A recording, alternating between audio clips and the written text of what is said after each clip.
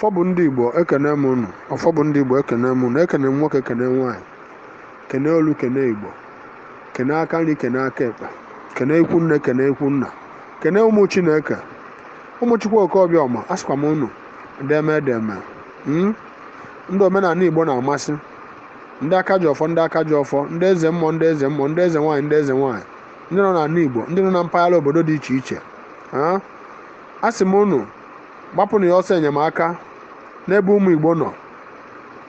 Moto shi from Sokoto steeti wee na-abata Anambra steeti ka ndị Hausa Fulani herdsmen yes Ọbariwa youth fa jikọrọ aka ọnụ wee yi uniform ndị amị wee mee ha attack gbagbuo driver gbagbuo kọndọktọ Luxurious eze nwata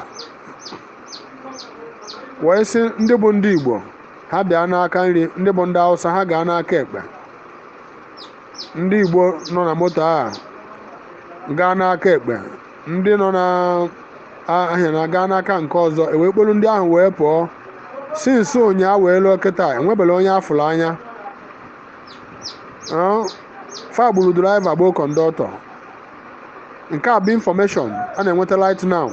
So onye nwetara ozi a ya circulate the whole world ka ntị na-aba na-anụ ya.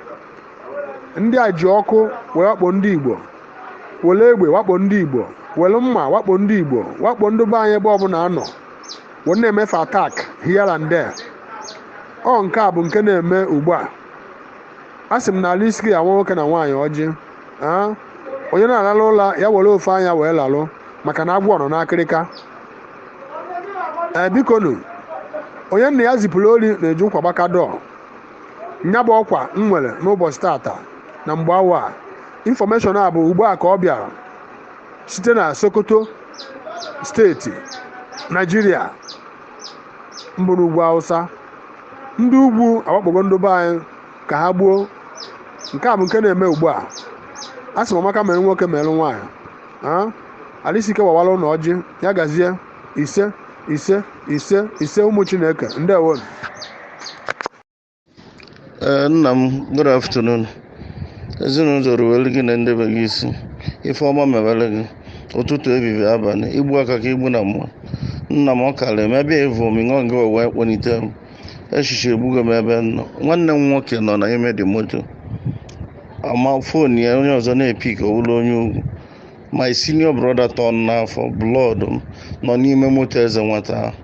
Nna m amụrụ m ibe nwe ike isi ebe n'ihi na ọ bịara Sokoto na ka ọ na-anachigharị Bayelsa ka obi ibe wee mee. Biko amụrụ nka mme amarụ na ọ dị ndụ ka ọ nwụrụ anwụ ka ekidnap ya. Ive na-eri m nne na ada ive evu m akpụchiri onwe m n'ụzọ dị elu. Nne m anọrọ ya gbakwute m ebe a nna m anọrọ ya. Ekene dịrị gị ive egwu otu a ka o si mee mana rizọtụ ya n'aka ka nna akara ọnụ. Nna m ezinụlọ zirikwa gị isi na ezinụlọ gị. Ebushi omenala Igbo ga-adị ekenekwa m ụnụ ekenekwa m ụnụ. Ebushi ife ikwukwo confirm kịta ka m confirm ya gbakpọ draiva m bụ nnu wee si Sokoto wee data mgbe ahụ adọghọ m si Niger bata.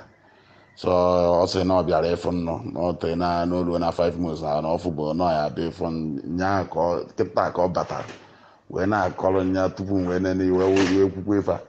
Ọ sị na ha nwabara Ifeanyị Chukwu na Ifeanyị Chukwu bụ ụzọ wee ka ha bụ ụzọ kwụsị ife a wee nya dịka draiva suspect nọ ndị a wee nyewe ọkụ nya na-efezi ha stiarị na na-agbazi egbe nyanwa ha nwa gaa na onwe moto ọzọ sozi ha n'azụ na-akwụsịrị ndị agha.